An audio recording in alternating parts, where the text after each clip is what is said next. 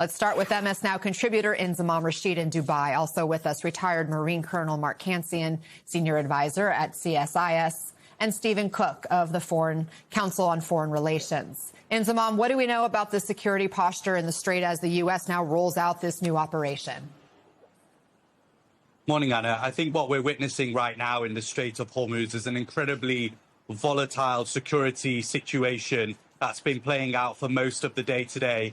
As a result of the essentially fighting that's been happening on that waterway, as you mentioned just over an hour or so ago, we've had the first missile threat alert here in the UAE, in Dubai, and over in the Emirates of Ras Al Khaimah for the first time since the ceasefire started. That was on the 8th of April, so almost a whole month since Iran has fired drones and missiles into the UAE, and today was the first day which we received that warning. And I think this is all down to because of the conflict that's taking place on that very strategic waterway, which has been in the Iranian control for the best part of the 2 months of this conflict, and then recently with that US blockade which has been implemented. What do we know that's actually taken place in the Strait of Hormuz over the last 24 hours? It's quite difficult to give the correct and exact information because there's different reporting from each side. But Iran today claimed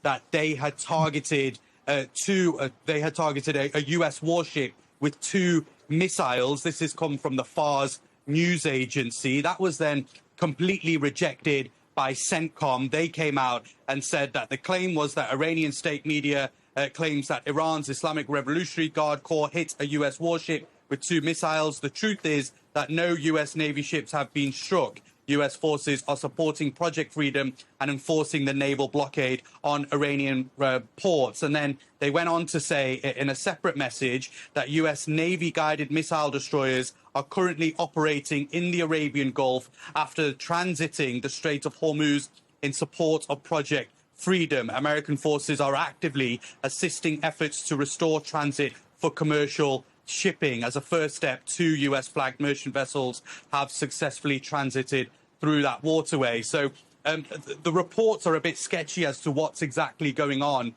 in that waterway. There was also another indication, and this is something that the UAE has come out strongly about today, that 2 drones were fired towards some UAE oil tankers that were trying to pass through the Strait of Hormuz. And a senior official from the UAE said that these threats cannot be ignored. They said that the Iranian aggression continues unabated with acts of maritime piracy. The UAE's stance is steadfast in rejecting aggression and upholding freedom of navigation in this vital international passage. So right now, as I mentioned, seeing a pretty volatile security situation. I think this is the most intense fighting we've seen since this ceasefire actually started of the war in Iran, and it may well be impacting mainland UAE as well now that we've received this missile alert over an hour ago. Anna.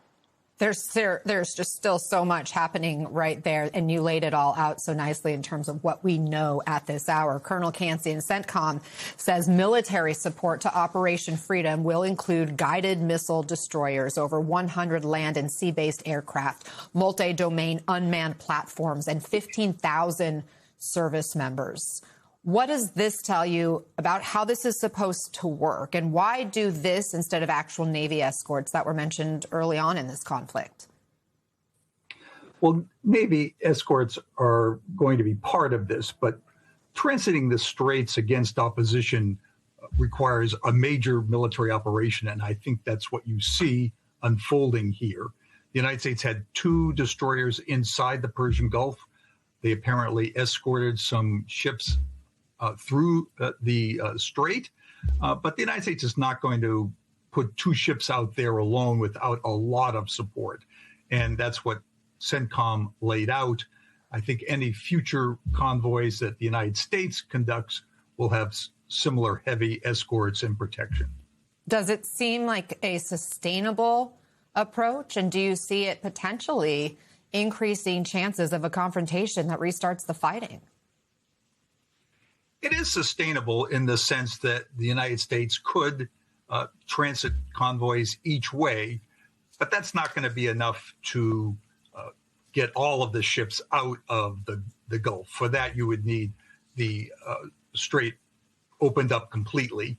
And it does raise the possibility of renewed fighting because the Iranians have said that they will oppose any transit. They fired on U.S. ships. Apparently, those missiles were intercepted. And the United States it may have responded against the firing batteries. So you could see some escalation here. Stephen, the fact that President Trump has apparently abandoned his prior method of trying to harangue allies into securing the strait and hasn't fully delivered on that early promise of Navy escorts, what does it tell you about his position? Well, look, the president has been maneuvering, trying to get the Iranians to capitulate. He has continued negotiations and discussions with mediators. This is another step in a pattern in which we've seen from the president over the course of these last 2 months, where he escalates or threatens escalation to force the Iranians into a more flexible position. It has not worked. And the announcement of Operation Project Freedom does not seem to have impressed the Iranians, since they have now fired on American warships. This remains very much a stalemate, and it is on a hair trigger. There may very well be a return to hostility, but everything that the president has tried in order to force the Iranians to capitulate or be more flexible at the negotiating table has not worked at this point. So it is a stalemate until there's some type of escalation. And it seems like the Iranians are taking up the president on this with the activities in and around the UAE and these reports of hostile action towards U.S. ships. Inzamam, on the negotiating side, the administration confirmed Iran sent over a new peace proposal, which the U.S. seems already ready to dismiss. What more do we know about it and Iran's expectations now? Well, Anna, it was a weekend of diplomatic activity that was taking place between Iran and the U.S. via Pakistan. We heard the president several times talking to reporters about Iran's deal, 14-point proposal that was passed forward via the Pakistanis. That was pretty much rejected, as you said, by the president. I think there were a lot of points in there which the U.S. would just see completely unacceptable to agree on. But I think what the positive signs have been is that there has been a back and forth between the two sides. So the latest is that we heard that the U.S. responded to Iran's 14-point proposal that it put forward, and now the Iranians are reviewing that U.S. response. We haven't heard anything since then. Just very briefly, what was inside that 14-point proposal from the Iranians? It was around the fact that they wanted this war to end within the next 30 days. They want to see a withdrawal of U.S. forces from Iran's surroundings. They want to see the lifting of the naval blockade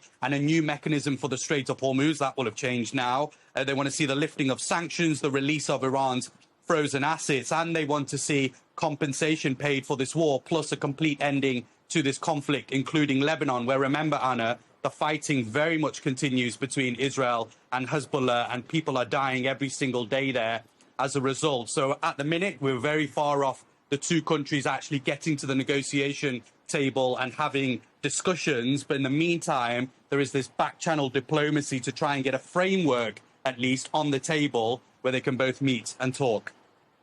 Inzamam Rashid, thank you. Stephen, Tehran seems to want to negotiate an end to this war first, then a second phase for nuclear talks. President Trump is adamantly opposed to that approach. But if their nuclear capability is gone, obliterated, as he says, then why not wrap up the war so they can do some intensive nuclear talks? Well, I mean, I think the obvious answer is that the nuclear program was not obliterated, like the president had said last June. I think that it is good news that they are passing proposals to each other. But I think the Iranian proposal was one that indicated that the Iranians believe that they have the upper hand here. And it's no surprise to me that the president has rejected it. Both sides seem to table maximum demands each time the Pakistanis pass proposals or convene a meeting.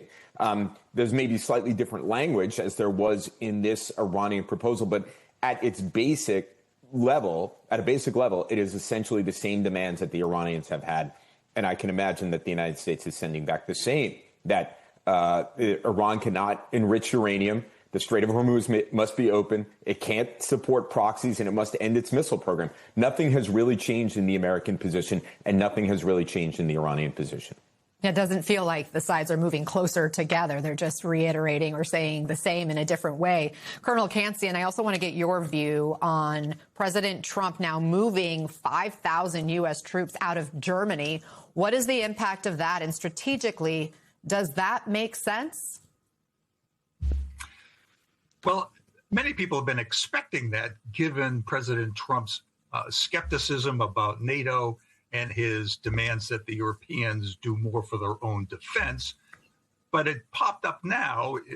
It looks like in response to comments by the German chancellor that he regarded as not supportive of U.S.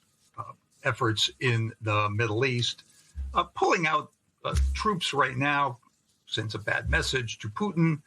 Many people would support pulling troops out of Germany and sending them further east, where they can be closer to the border and to the threat. The United States has been moving in that direction for many years, but pulling back in the United States would weaken NATO's deterrence and doesn't really save any money.